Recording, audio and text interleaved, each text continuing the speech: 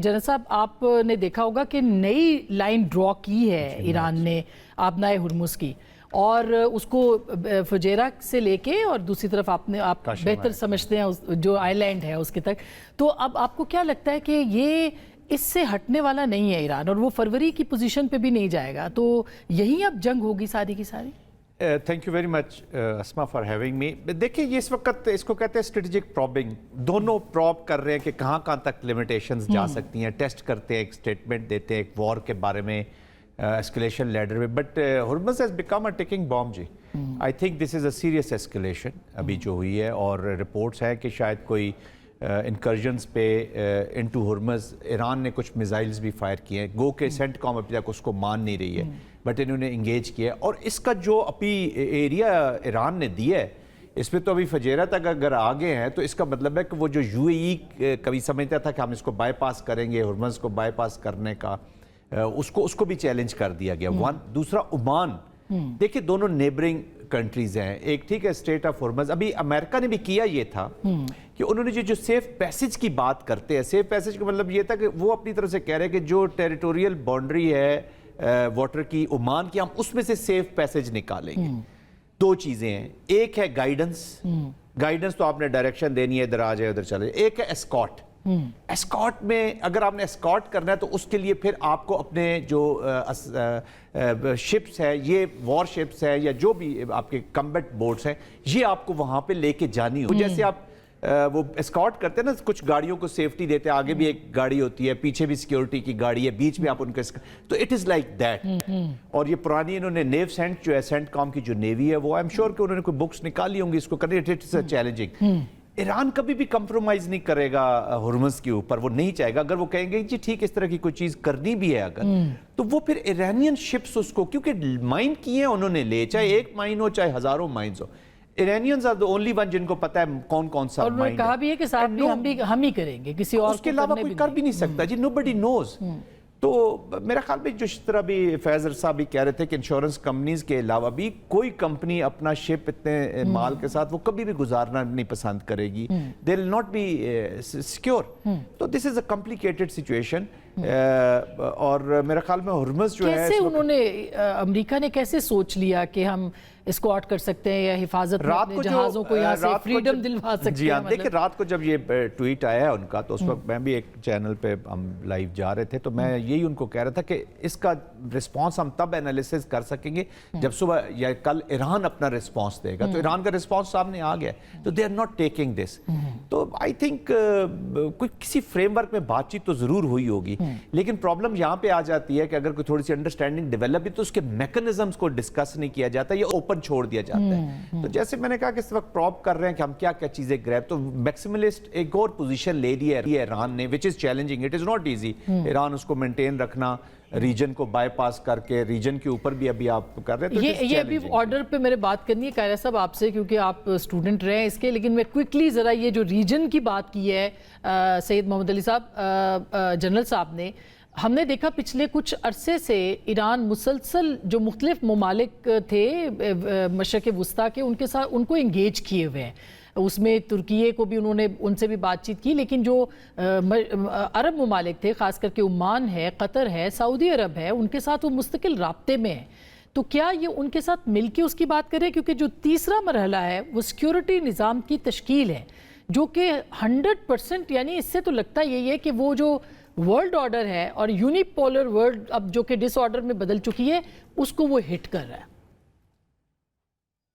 देखिए, तीनों जो आपके पहलू हैं सवाल के बड़े अहम हैं। मैं आखिरी से पहले बात शुरू करता हूँ।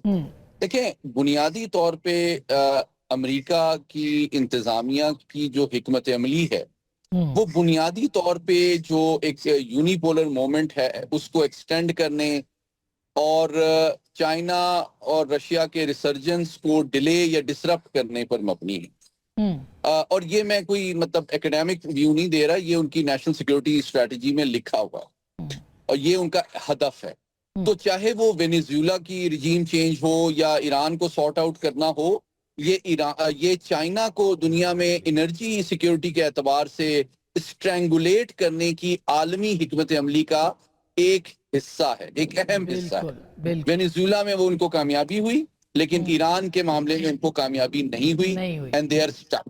اچھا اب اس کا کوئکلی ایک فوجی اعتبار سے اس کا میں انالیسس یہ کر دیتا ہوں کہ جناب دیکھیں میں چونکہ امریکہ میں رہا بھی ہوں, امریکہ میں پڑھایا بھی ہے, تو میں آپ کو بتا دیتا ہوں کہ امریکہ کے جو فوجی قیادت ہے وہ بڑی سنجیدہ اور باشعور ہے, اور انہوں نے ڈیفینیٹلی صدر ٹرمپ کو یہ سمجھانے کی ناکام کوشش وہ مسلسل کر رہے ہیں کہ جو آپ کے اہداف ہیں وہ ملیٹریلی اچیویبل نہیں ہیں.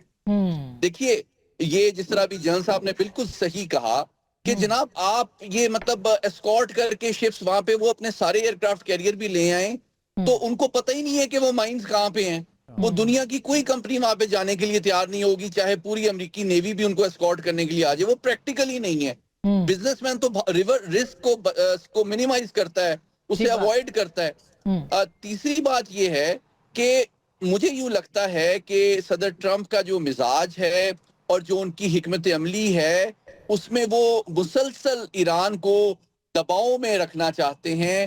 وہ اسٹک کی پالیسی اپنا رہے ہیں, کیرٹ نہیں دے رہے ہیں. یہ ایک اچھا سی بی ایم ہے. میں نے خود بھی اس کی 2 ہفتے پہلے تجویز دی تھی کہ اگر ایران کا جو جہاز انہوں نے پکڑا ہے اور ان کے جو عملے کے افراد ہیں ان کو چھوڑ دیا جائے تو یہ کانفیڈنس بلڈنگ میجر ہو سکتا ہے, اور پاکستان کے ذریعے سے ان کی واپسی پاکستان کے دونوں ممالک کے اعتماد اور احترام کا بھی بہت بڑا ثبوت ہے. لیکن دوسری جانب یہ بات کرنا کہ ہم اپنی نیوی کو ابنائے ہرمز میں بھیجیں گے, یہ میں سمجھتا ہوں ایک ریڈ لائن ہوگی. اور دیکھیں اس میں 2 باتیں ہیں, اگر وہ مائنڈ ایریا میں جائیں گے تو وہ پریکٹیکلی نہیں ہے, ان کی بحریہ خود بھی نہیں جائے گی. جی ہاں ایسا ہی ہے. دوسری بات یہ ہے چاہے صدر ٹرمپ حکم بھی دیں, اور اگر وہ ایران کے ٹیریٹوریل واٹر میں جاتے ہیں تو وہ پھر ایران کی کو ایک طرح سے کورس کریں گے, ان کو دباؤ میں ڈالنے کی کوشش کریں گے. اور مجھے احتمال ہے کہ اس صورت میں کوئی بہت ہی کوئک اور میجر ایسکیلیشن ڈائریکٹ کنفرنٹیشن کی شکل میں ہو سکتی ہے. جو کہ نظر بھی آ رہی ہے. بالکل قائد صاحب بالکل آپ نے صحیح کہا کہ اب تو نظر تو آ رہا ہے کہ جنگ پھیلے گی اور پھیل رہی ہے. یہ کوئی اختتام نہیں ہے بلکہ یہ ابتدا ہو رہی ہے شاید ایک نئی جنگ کی. لیکن بینگ اے پولیٹیکل سائنٹسٹ آپ کو کیا لگتا ہے کہ یہ جو ورلڈ آرڈر ہے اب اس میں یہ ورلڈ ڈس آرڈر بن چکا ہے, تو اس کو مینیج کرنے کے لیے آپ کو لگتا ہے کہ کوئی نیا بلاک جو کہ اب نظر آ رہا ہے, خاص کر کے ریجنل پاورز ایمرج ہو رہی ہیں, کیا کہیں گے اس کے اوپر؟ اصل میں کوئی خارجہ پالیسی کا ایکسپرٹ تو ہوں نہیں کہ زیادہ اس پہ کوئی رائے دے پاؤں, لیکن ایک طالب علم کے طور پہ سمجھ آتی ہے. دنیا میں جو دنیا کا نظام ہے نا, یہ پہلے صدیوں بعد تبدیل ہوا کرتا تھا. یہ فرسٹ ورلڈ وار کے بعد اور سیکنڈ ورلڈ وار کے دوران جو چیزیں تبدیل ہوئیں اور جس کا واضح اظہار سیکنڈ ورلڈ وار کے بعد ہوا, وہ جو ورلڈ آرڈر بنا وہ کوئی 80 سال چلا, 75 سال چلا.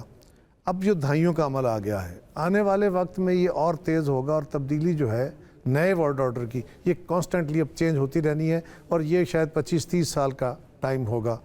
اس کے لیے ابھی تک مجھے دنیا میں وہ جو تبدیلی کے شاخسانے ہوتے ہیں نا وہ آسان نہیں ہوتا. ورلڈ آرڈر تبدیل ہونا آسان نہیں ہوتا. اس کے لیے جتنا بڑا کیوس سیکنڈ ورلڈ وار یا فرسٹ ورلڈ وار تھی وہ بہت بڑا تھا. اب اکنامک وار کی صورتحال ہے, فزیکل وار اتنی نہیں ہے, تو اکنامک وار میں بھی وہ ٹرمائل نہیں ہے جس طرح اس وقت دنیا پوری میں ایک پورا اکانومی بیٹھ گئی, اور جس طرح انفلیشن ہوئی اور بہت برے حالات پیدا ہو گئے, اور دنیا بھر میں بھوک کا عالم تھا, بے روزگاریاں تھیں, بہت خوفناک صورتحال تھی. تو اس صورت میں دنیا کسی نئی تبدیلی کی طرف جاتی ہے. پہلے والا آرڈر اپنی عمر گزار چکا ہے, نئے آرڈر کے لیے کوششیں ہیں. اب وہ کیا رنگ لاتا ہے اس کے بارے میں مختلف آراء ہیں, ابھی اس کا وقت تھوڑا ہے, اس پہ بات زیادہ نہیں ہو سکتی. میں صرف یہ سمجھتا ہوں آسما کہ اس جنگ کے اندر اس جنگ کا بہت بڑا حصہ لڑا جا چکا ہے. صحیح. جو فزیکل وارفیئر ہے وہ لڑا جا چکا ہے. اب اس میں کسی وقت خدا نخواستہ کسی فریق کی طرف سے کچھ چیز ہوئی تو دوبارہ فلیئر اپ ہو سکتا ہے, لیکن جب یہ کسی فل سکیل وار کی طرف شاید آسانی سے نہ جائے. اچھا, آسانی سے. ہاں, انلیس کہ جی چائنا بھی اس میں داخل ہو جاتا ہے, اس کا بھی رستہ چوک ہے, اور باقی ممالک بھی, تو پھر کوئی اور صورت ہے. لیکن ابھی نیئر فیوچر میں اس کے آثار نظر نہیں آتے. ہاں, ایک کھینچا تانی کا عمل ہے, اعصاب شکن عمل ہے. کیوں؟ ایک طرف دنیا کی سول سپر پاور ہے جو خود اس وقت گر رہی ہے, وہ کمزور ہو رہی ہے, وہ مر رہی ہے, اور اس کو اپنی سروائیول کے لیے، اپنی اکنامک سروائیول کے لیے، اپنی ملٹری مائٹ کو بحال رکھنے کے لیے، اپنے دنیا میں جو اس کے فٹ پرنٹس ہے تگڑا ہے، وہ تاثر اپنا قائم رکھنے کے لیے اپنا زبردست زور ظاہر کرنا جو ابھی تک نہیں ہوا، اور وہ ڈکلائن میں ہے، نقصان میں ہے۔ دوسری طرف ایران بھی ایک طاقت ہے۔ ایران اپنے طور پہ ایک مذہبی رہنمائی اور مذہبی انقلاب لایا ہے، اور وہ انقلاب ایکسپورٹ کرتا ہے۔ انقلاب کا کمال یہ ہوتا ہے کہ انقلاب کنٹین نہیں رہتا، وہ باؤنڈریز میں نہیں رہتا، وہ سوشلسٹ انقلاب ہو، وہ اسلامی انقلاب ہو، وہ یہودی انقلاب ہو، جو بھی انقلاب ہو، اس انقلاب نے ایکسپینڈ ہونا ہے۔ اور ایران نے اس جنگ کے اندر جو اتنی طویل عرصے سے لڑ رہا ہے، یہ کچھ چند دن کی جنگ نہیں ہے۔ ایران کے خلاف تو جنگ جب سے سینکشن لگی ہے 47 برس سے جنگ ہی ہے نا جی۔ تو سوال یہ ہے کہ ایران بھی اس پہ آسانی سے وہ ساری شرائط جن کے بارے میں ہمارا آپ کا گمان ہے، ایکسپرٹس کا گمان ہے کہ جلدی جلدی طے ہو جائے گا، نہ امریکہ اس پہ کوئی جلد ماننے کو تیار ہو سکتا ہے۔ اندر دونوں کے یہ ارج موجود ہے، حالات بتاتے ہیں کہ ہے، لیکن اس کو پین ڈاؤن کر کے کسی معاہدے کی صورت میں لے آئیں، یہ دونوں کی کانسٹیٹنسی ان کو الاؤ نہیں کرتی۔ سو میرے خیال میں آخری گزارش یہ ہے کہ اس کا شاید کچھ حصہ بہت ٹھہر کے ابھی کچھ 2-4 مہینے بعد کوئی ریٹن تحریریں جو ہیں وہ شاید سامنے آئیں، لیکن ان ریٹن بہت سارے کام وہ ہوں گے جو میڈیٹرز کے ذریعے اپنی اپنی کانسٹیٹنسی کے ساتھ انٹیکٹ رکھیے۔ آلریڈی چیلنج بھی اس کر کی چکے ایک ہیں۔ چھوٹی سی مثال، یعنی ایک طرف تو یہ ہرمز کی یہ میں آپ کا ٹائم اس لیے نہیں لے رہا کہ جنرل صاحب نے اور میرے دوستوں نے بڑا اچھا تجزیہ کر دیا، لیکن ایک ذرا اور بھی غور کیجیے، پاکستان نے ایران کے لیے 6 رستے کھول دیے جی، اور 3 بندرگاہیں بھی 3 بندرگاہیں بھی کھول دی ہیں۔ ایران کی بندرگاہیں امریکہ نے بند کر رکھی ہیں، اور پاکستان نے اپنی بندرگاہیں اور ٹریڈ روٹ کھول دی ہیں اور ان کے ساتھ معاہدہ کر لیا ہے، اور سنا ہے کہ پاکستان کی کمرشل فلائٹ بھی وہاں جا کے لینڈ کی ہے۔ اب مجھے اس کا ایگزیکٹلی نہیں پتا، لیکن سنا ہے۔ اگر یہ ہے اور یہ رستے کھلے ہیں تو کیا یہ ایران کی تو مرضی ہے، کیا یہ امریکہ کی مرضی کے بغیر کھلے ہوں گے؟ تو آپ ان سے کسی طرح کی کانسنٹ کے بغیر کھلے ہوں گے؟ نہیں، مجھے تو کم از کم نظر نہیں آتا۔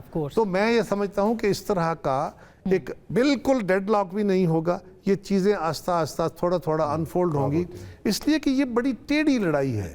یہ دو